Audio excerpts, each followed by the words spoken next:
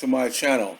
Just a side note and some of my personal feelings about investing, long-term investing, and large amount of money in paper assets. Sometimes it's not a great idea.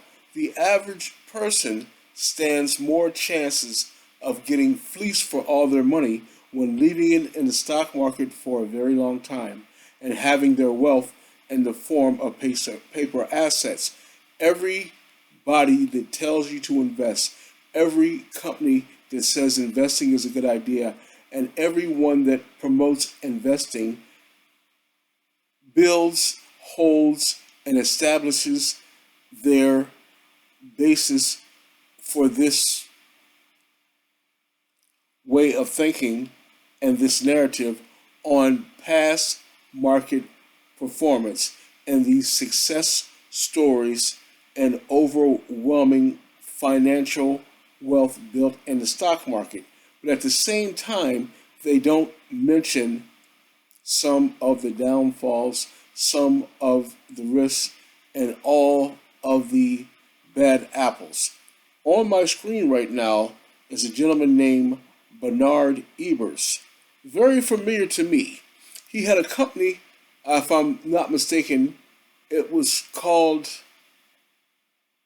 Long Distance Discount Service. And then it later went on to where he was the head involved or owner partially, something along those lines, of a company called WorldCom. This is a gentleman that was born August 27th, 1941, came from a religious family, played sports, moved from Alberta, Canada, down to Mississippi, and stayed in Mississippi until the end, basically. He had a hotel chain, he had a lot of wealth, limited success, and a lot of people's opinion, including his, not enough cash flow and cash on hand from the motel business, so that's how he got into WorldCom. Now, to make a long story short, without putting myself in a lot of liability, I'm going to read this off of Wikipedia. He was investigated for fraud. Eventually, the figure grew to $11 billion. I have my cursor here, right on $11 billion.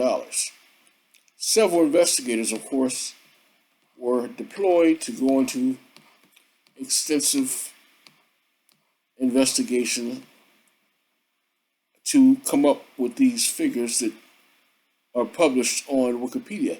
In the end, on July 13th, 2005, a federal judge sentenced Bernard Ebbers to 25 years in federal prison.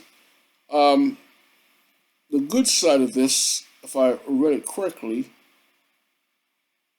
he was granted early release after serving 13 years in December 2019 due to health problems.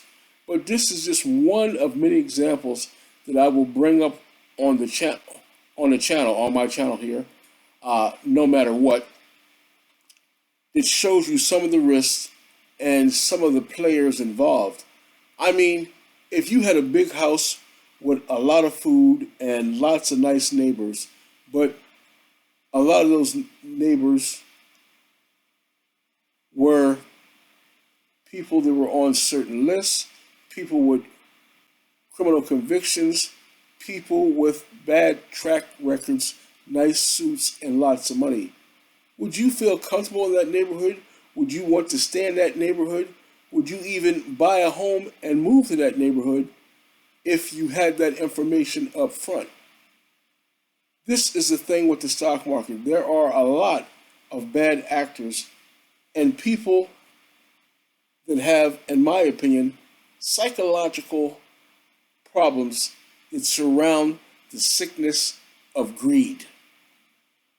So we should always keep that in mind when investing and leaving our money in the market. So until next time, I would ask you to like, subscribe, share, leave a comment. Give me a thumbs up if you liked it and a thumbs down if you didn't. If you're in between, it's up to you. You don't have to leave anything. But thanks again for staying along to the end of the video. And there'll be more to come, more information on stocks, eventually some options trading examples. And I'm trying to build this account up big and take you along for the ride. We'll see what happens. But hey, either way, we'll have a lot of fun. I'll give you some good conversation.